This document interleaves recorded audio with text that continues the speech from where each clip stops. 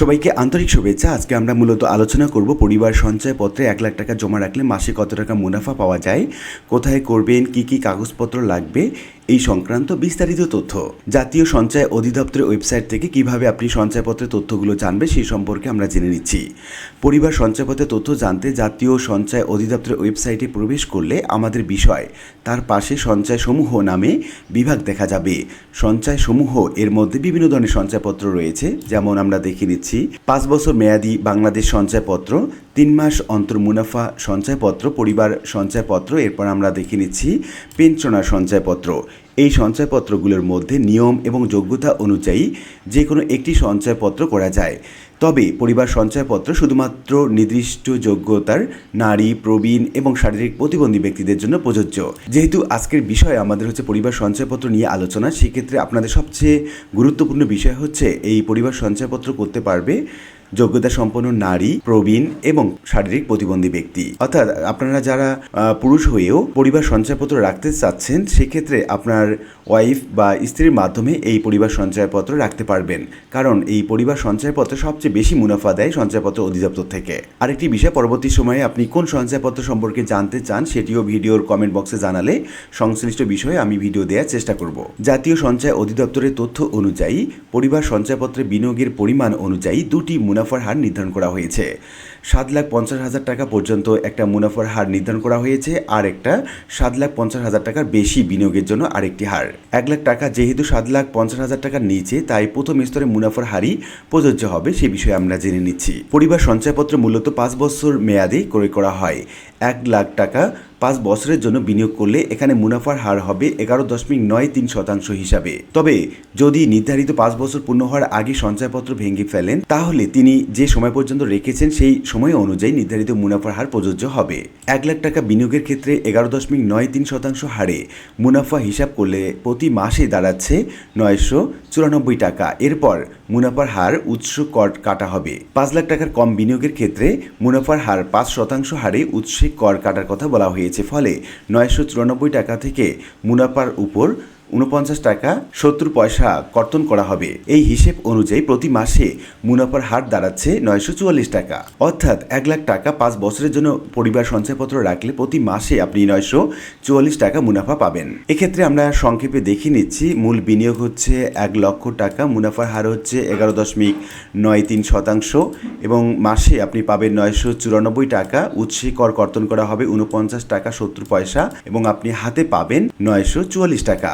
এই মুনাফার টাকা নির্ধারিত ব্যাংক অ্যাকাউন্টে প্রতি মাসে স্বয়ংক্রিয়ভাবে চলে যাবে। এখন অনেকে প্রশ্ন করে থাকে 5 বছর পূর্ণ হওয়ার আগে যদি আপনি এই টাকাটা প্রয়োজন হয় কিংবা তোলেন, তাহলে কি হবে? ধরা যাক 1 লাখ টাকার পরিবার সঞ্চয়পত্র 5 বছরের জন্য করা হয়েছে, কিন্তু 3 বছর পর টাকার প্রয়োজন হওয়ায় সেটি ভেঙে ফেলা হলো। সেক্ষেত্রে 5 বছরের জন্য নির্ধারিত 11.93% হারে মুনাফা প্রযোজ্য থাকবে না।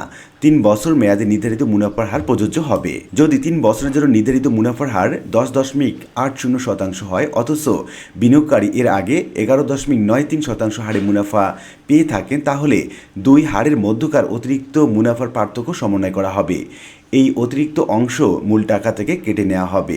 আশা করি বিষয়টি বুঝতে পেরেছেন। অন্যদিকে সঞ্চয়পত্রটি 5 বছর পর্যন্ত চালু রাখলে নির্ধারিত হারে মাসিক মুনাফা পাওয়া যাবে এবং মেয়াদ শেষে মূল টাকাও উত্তোলন করা যাবে। এখন অনেকে প্রশ্ন করে থাকে কোথা থেকে এই সঞ্চয়পত্র কেনা যায়। পরিবার সঞ্চয়পত্র শুধু সোনালী ব্যাংক থেকে কিনতে হবে বিষয়টি এমন নয়। নির্ধারিত বিভিন্ন প্রতিষ্ঠান থেকে এটি ক্রয় করা যায় বা নগদায়ন করা যায়। নগদায়ন বলতে এখানে বোঝানো হয়েছে সেই মুনাফাটা উত্তোলন করা যায়। যেসব জায়গা থেকে পরিবার সঞ্চয়পত্র পাওয়া যায় আমরা দেখে নিচ্ছি। জাতীয় সঞ্চয় ব্যুরো বা জাতীয় সঞ্চয় অধিদপ্তরের সংশ্লিষ্ট ব্যুরো, বাংলাদেশ ব্যাংকের শাখা, সোনালী ব্যাংক, অগ্রণী ব্যাংক, রূপালী ব্যাংক, নির্ধারিত বাণিজ্যিক যে কোনো শাখা এবং ডাকঘর থেকে। অর্থাৎ সোনালী ব্যাংকের নাম ব্যবহার করে পরিবার সঞ্চয়পত্রের হিসাব দেখানো হলেও শুধু সোনালী ব্যাংক থেকেই যে এটি কিনতে হবে বিষয়টি এমন নয়। এখন অনেকে প্রশ্ন করে থাকে পরিবার সঞ্চয়পত্র কিনতে প্রয়োজনীয় কী কী কাগজপত্র লাগে। প্রথমত আপনি যার নামে অর্থাৎ যে নারীর নামে আপনি এই পরিবার সঞ্চয়পত্র করতে যাচ্ছেন তার 2 কপি ছবি লাগবে পাসপোর্ট সাইজের এবং জাতীয় পরিচয়পত্রের ফটোকপি লাগবে। আর নমিনির ক্ষেত্রেও ঠিক একইভাবে 2 কপি ছবি লাগবে এবং জাতীয় পরিচয়পত্রের ফটোকপি থাকবে এবং সেই সঙ্গে সোনালী ব্যাংক বা যে কোনো শাখা থেকে একটি ফর্ম দেওয়া হবে, সেই ফর্মটি ফিল আপ করতে হবে। সোনালী ব্যাংকের মাধ্যমে পরিবার সঞ্চয়পত্র করলে সোনালী ব্যাংকের হিসাবের একটি চেক প্রয়োজন হয়, তাই সংশ্লিষ্ট ব্যাংক হিসাবের চেক সঙ্গে নিয়ে যেতে হবে। এক্ষেত্রে অন্যান্য ব্যাংকে যদি আপনি রাখেন সেক্ষেত্রেও আপনার অন্যান্য ব্যাংকের চেক নিয়ে যেতে হবে। 10 লাখ টাকার বেশি পরিমাণ সঞ্চয়পত্র ক্রয় করতে চাইলে TIN বা টিন সার্টিফিকেট দিতে হবে। এটিকে সাধারণত আয়কর সার্টিফিকেট হিসাবেও বলা হয়। সঞ্চয়পত্রে মুনাফার হার নির্ধারিত ব্যাংক অ্যাকাউন্টে চলে যাবে। বিনিয়োগকারী যে কোনো ব্যাংকে অ্যাকাউন্ট থাকতে পারে, অর্থাৎ আপনি যদি সোনালী ব্যাংকে অ্যাকাউন্ট করে থাকেন সেক্ষেত্রে আপনি যদি রূপালী ব্যাংকের অ্যাকাউন্ট দেন তাহলে এই রূপালী ব্যাংকে আপনার টাকাটি চলে যাবে। সেই ব্যাংক অ্যাকাউন্টের নম্বর দেওয়ার পর প্রতি মাসের মুনাফা স্বয়ংক্রিয়ভাবে ওই অ্যাকাউন্টে জমা হবে। 1 লাখ টাকা বিনিয়োগের ক্ষেত্রে হিসেব অনুযায়ী কর কাটার পর 944 টাকা করে মাসে আপনি মুনাফা পাবেন 1 লাখ টাকায়। এখন প্রশ্ন হচ্ছে সঞ্চয়পত্রের ক্রেতা মারা গেলে নমিনির করণীয়। সঞ্চয়পত্রের ক্রেতা মারা গেলে নমিনি নিয়ম অনুযায়ী সঞ্চয়পত্র নগদায়ন অর্থাৎ টাকাটি উত্তোলন করতে পারবেন। অর্থাৎ সঞ্চয়পত্রের গ্রাহক মারা গেলে তার মনোনীত নমিনি সঞ্চয়পত্র অর্থ উত্তোলন করার সুযোগ পাবেন। এমনকি নমিনির ক্ষেত্রে সংশ্লিষ্ট সময়ের বাকি অংশ অনুযায়ী পরবর্তী মুনাফা পাওয়ার বিষয়টিকে উল্লেখ করা হয়েছে। একক ব্যক্তি সর্বোচ্চ 45 লাখ টাকা পর্যন্ত পরিবার সঞ্চয়পত্র কিনতে পারবেন। পরিবার সঞ্চয়পত্র ক্রয়ের ক্ষেত্রে বয়স এবং যোগ্যতার বিষয়টি খুবই গুরুত্বপূর্ণ। নির্ধারিত যোগ্যতা অনুযায়ী যেমন 18 বছর বা তার থেকে বেশি বয়সী নারী পরিবার সঞ্চয়পত্র কিনতে পারবেন। সাধারণত পুরুষের জন্য এটি প্রযোজ্য নয়। বাংলাদেশি শারীরিক প্রতিবন্ধী পুরুষও এটি কিনতে পারবেন। 65 বছর বা তার থেকে বেশি বয়সী পুরুষ এবং নারী উভয়ই এই পরিবার সঞ্চয়পত্র কিনতে পারবেন। পরিবার সঞ্চয়পত্র 5 বছর মেয়াদী হলেও কেউ যদি 1 বছর পূর্ণ হবার আগে এটি ভেঙে ফেলেন তাহলে কোনো মুনাফা পাবেন না। যদি এরই মধ্যে মাসে মাসে কোনো মুনাফা নিয়ে থাকেন তাহলে সেই মুনাফার পুরো অর্থ মূল টাকা থেকে সমন্বয় করে কেটে নেওয়া হবে। এখন প্রশ্ন হচ্ছে মেয়াদ পূর্তির আগে ভাঙলে অতিরিক্ত মুনাফা কিভাবে সমন্বয় করা হয় সেই বিষয়টি আমরা জেনে নিচ্ছি। ধরা যাক 5 বছরের জন্য সঞ্চয়পত্র ক্রয় করে প্রতি মাসে আপনি 944 টাকা করে মুনাফা নিচ্ছেন, কিন্তু 3 বছর পর সেটি ভেঙে ফেলা হলো।